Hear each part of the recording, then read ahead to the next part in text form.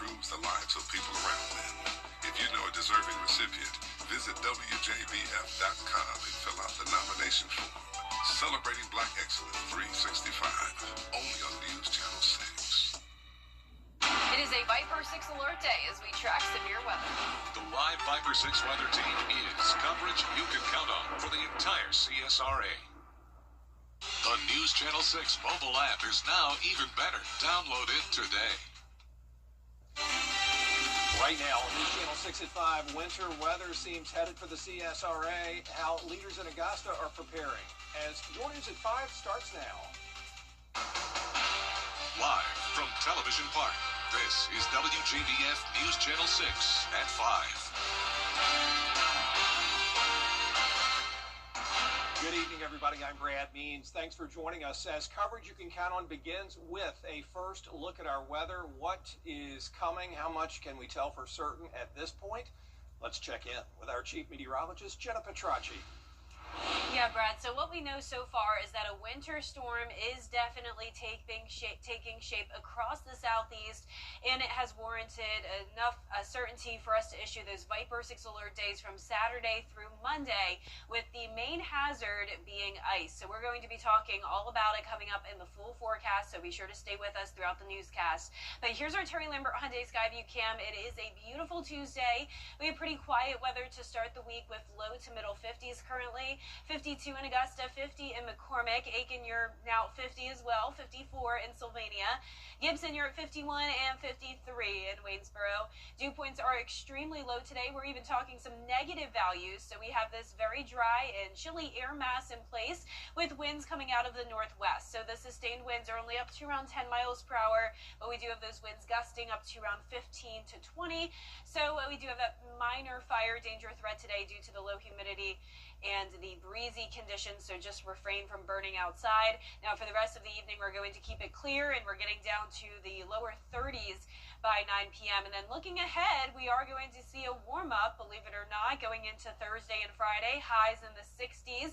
We'll also have some shower chances, so up to a 40% chance of rain on Friday, and then we will have some higher chances of precipitation over the weekend.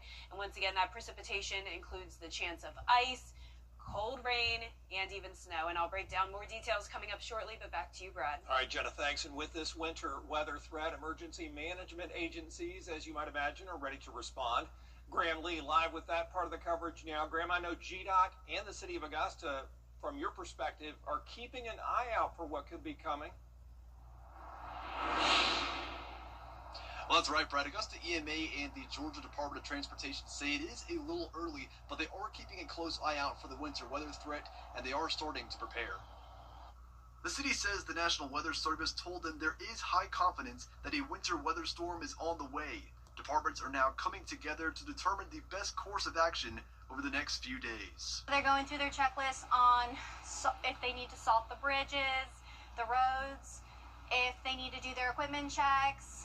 They're going through all of that stuff. So we're putting that all together, and then we're going to continue and have meetings when it gets closer to the time being. GDOT is also currently discussing next steps, but they have started to make the brine solution they use to treat state roads when these kind of events occur. Too early to determine how we're going to treat the roads, where, when, what we would use, but we'll be continuing to monitor, and we should have some more answers in the coming days.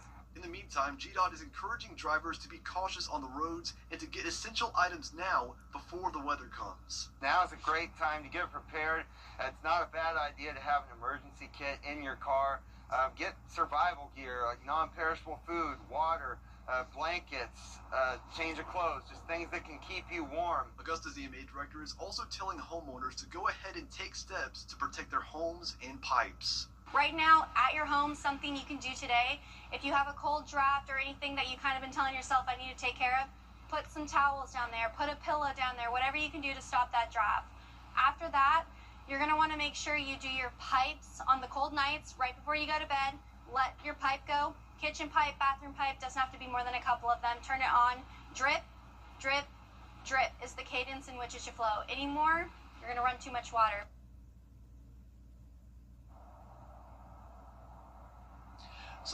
So the winter weather, of course, also sometimes causes power outages. That's why Keaton is also encouraging homeowners to go ahead and charge your devices and also get battery packs from the local store just in case that happens and to make sure that you have power if that does happen. Live in Augusta, Graham Lee, WJBF, News Channel 6. The shelters in Aiken right now are nearly full, and a potential winter storm this weekend could put more people at risk. That story from Aiken Bureau Chief Sean Cabbage-Stalk. The Salvation Army says blankets, cots, and case managers are ready to keep people safe this weekend. What y'all doing here?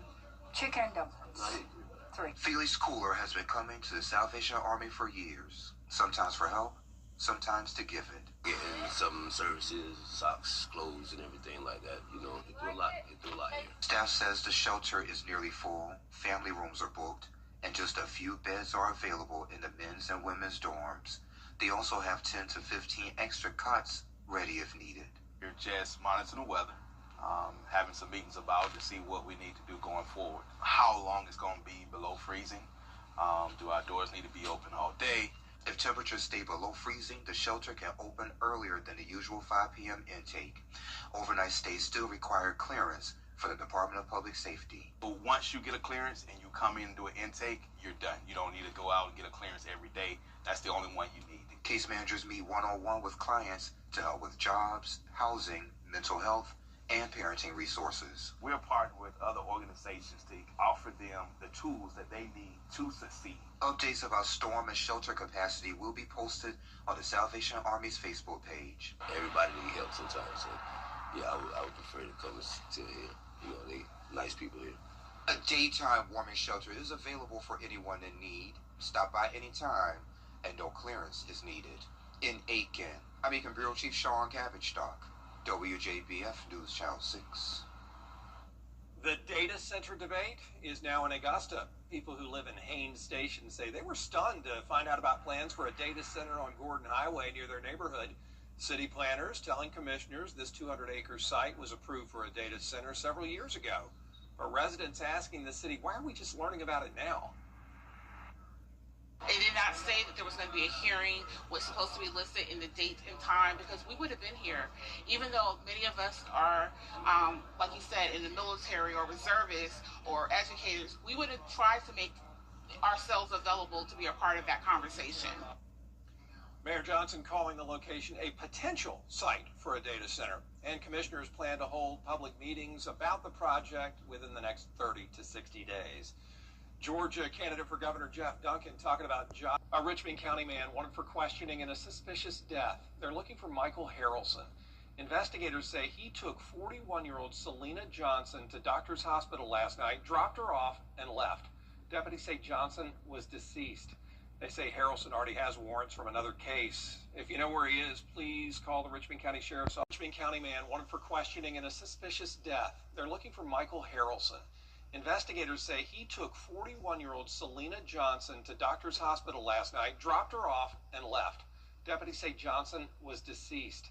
They say Harrelson already has warrants from another case. If you know where he is, please call the Richmond County Sheriff's Office or go through the My Sheriff app. Coming up, 1 year into the second term of President Donald Trump. Still ahead, a new staff member at the Children's Hospital of Georgia. We'll introduce you to popcorn after the forecast. It just rained for us on Friday, but then once we head into the weekend, we have those Viper 6 alert days in effect for winter weather likely, with the main hazard being ice, and we will continue to stay cold next week. I'll have your full Viper 6 forecast when we return. You can't always choose the weather, but you can choose your weather app. Go with the most accurate and most trusted, the Live Viper 6 mobile app. Download it today. A car wreck can happen in a... Now, your most accurate forecast with WJBF Live Viper 6.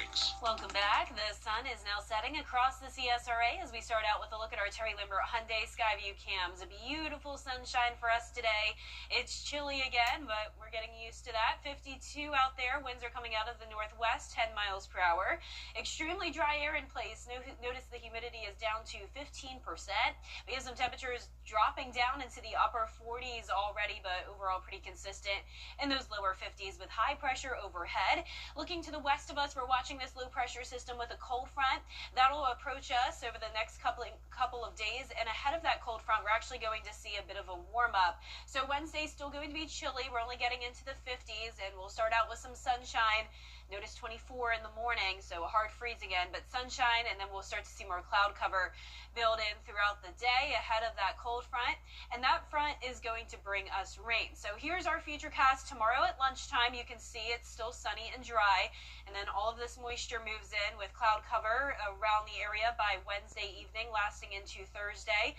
Cold front will bring a few light showers on Thursday, and it will linger in the area on Friday as well, so we'll have a slightly higher rain chance Friday morning. There's a look at 8 a.m., and then we're going to be watching a low-pressure system develop near Baja, Mexico, and then move across Texas, and then eventually slide across the Gulf Coast and then up the East Coast. So this is going to be a long-duration winter storm, and it does begin out towards Texas. So notice the blue and pink. That is winter weather, and it begins on Friday over there to the west of us and then approaches us by Saturday. So we have those Viper 6 alert days, Saturday, Sunday, and Monday for the high potential of ice. Notice that is the likely form of precipitation across the CSRA, but we still can't rule out snow, and we definitely still can't rule out just a cold rain, especially for our southern line counties. But we're definitely going to have this very strong Arctic high pressure in place, bringing in that cold air, and then that moisture will be overrunning it, and the moisture and the cold air combined will lead to a messy winter weather setup, not just here, but across the entire South.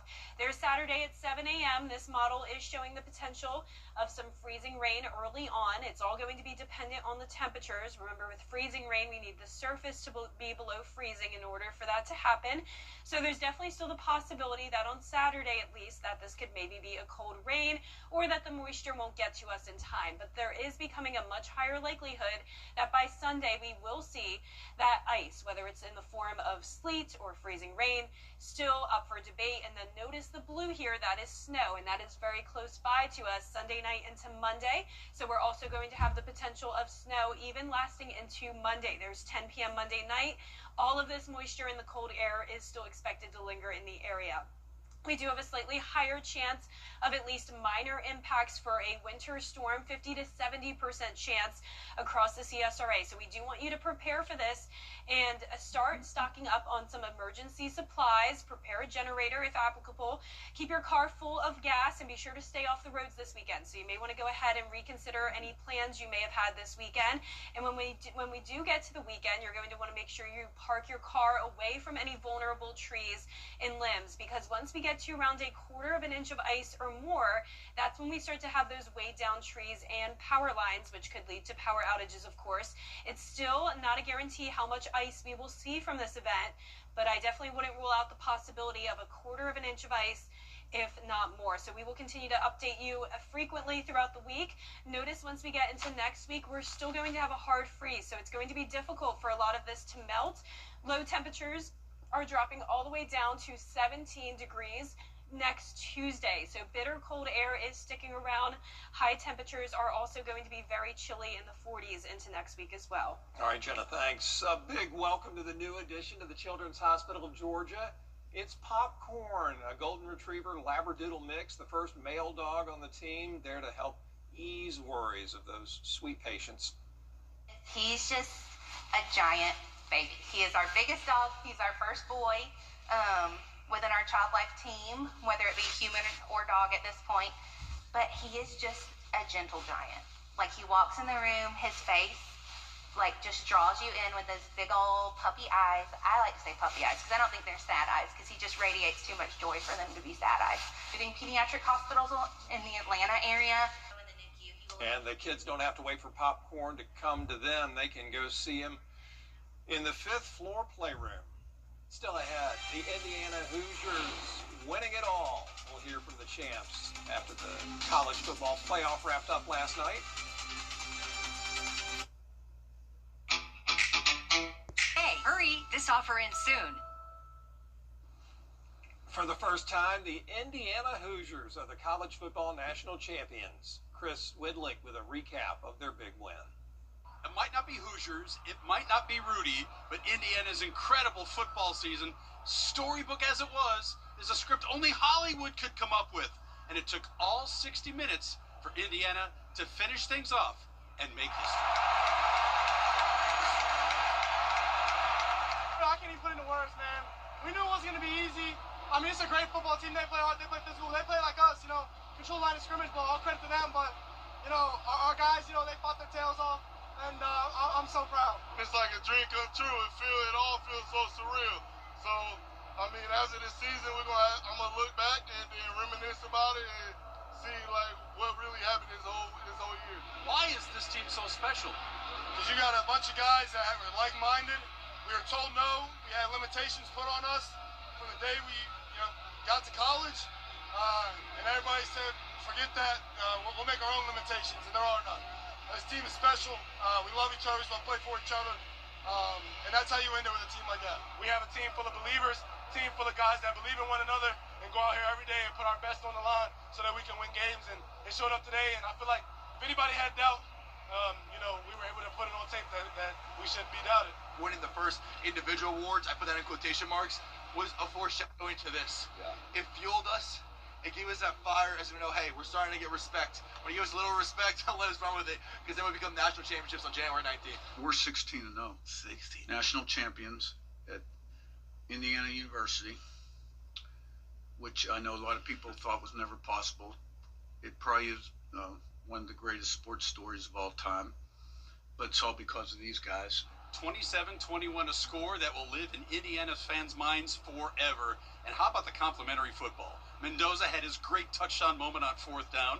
Special teams blocks a punt, scores a TD there, and defense ends with an interception. That is Curt Cignetti's complimentary football, and it ends in that historic 16-0 season and a national title. In Miami with the champion Hoosiers, I'm Chris Woodley. And that does it for us for this half hour. There is more coverage you can count on at 5:30, including President Trump going to Switzerland. Somebody texting and... The Live 5 for 6 Skyview Network, sponsored by Terry Lambert Hyundai. Live from Television Park, this is WJBF News Channel 6 at 5:30.